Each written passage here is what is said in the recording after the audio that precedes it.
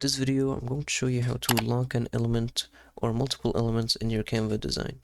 So I have this design, it's a presentation, but it doesn't matter. This should work on any design in Canva. I want to lock these designs or elements. So I want to lock this one, and these two. So to lock an element, just select all the designs that you need by holding Shift and then just selecting like this. Or you can click on them. So once you have selected everything, you'll see this little bar appear. And just click on lock.